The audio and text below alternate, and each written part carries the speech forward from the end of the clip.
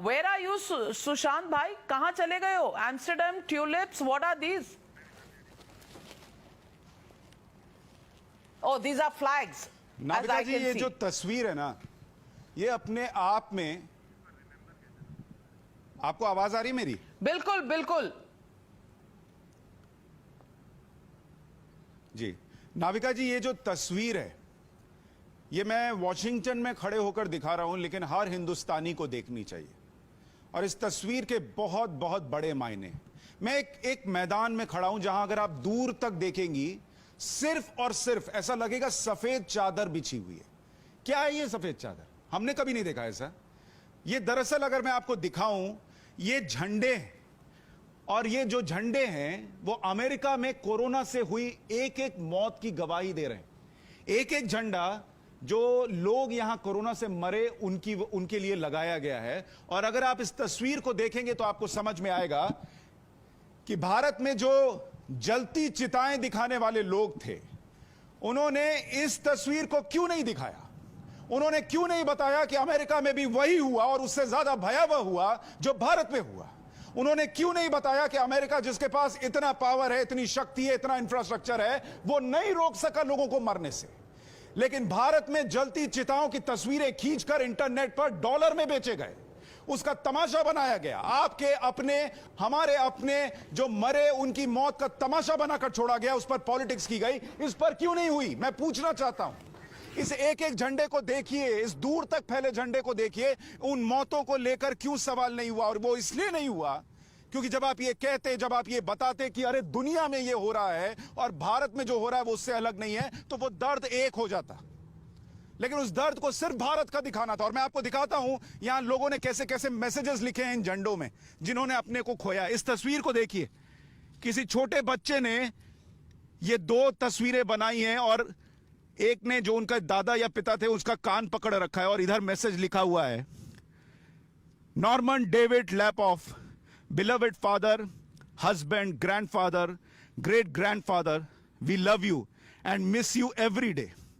Rest in peace, loved by all knew him. I love you, Rachel. इधर तस्वीर देखिए, एक और मैसेज आपको पढ़कर दिखाता हूं। I love you and I miss you. I will see you again, grandma from Marona. इधर देखिए, इस दर्द को आप अगर पढ़ने बैठिएगा नाविका जी, तो आप उससे उबर नहीं पाइएगा। इतना दर्द यहां पर लोगों का नजर आता है। और आपको ये तस्वीर भी दिखाता हूं जहां पर लोगों ने अपनों की तस्वीर भी लगाई है। ये तस्वीर दिखाइए, love and miss you pop, एक दिल बना हुआ है। कभी ये तस्वीर ली गई होगी इनके जन्मदिन के दिन, और यही तस्वीर इनके विदा होने पर लगाई गई है। मैं पूछता हूं, और पूछना चाहिए, चर्चा करनी चाहिए कि भारत की जलती चिताओं पर चर्चा करने वाले, वो विदेशी मीडिया, वो भारतीय मीडिया, वो रात के 9 बजे शो खोलने वाले कि भारत में क्या हो रहा है। हम ये नहीं कह रहे दर्द कम था भारत का, हम ये नहीं कह रहे कि जिन्होंने अपनों को खोया उनका दर्द कहीं से कम है।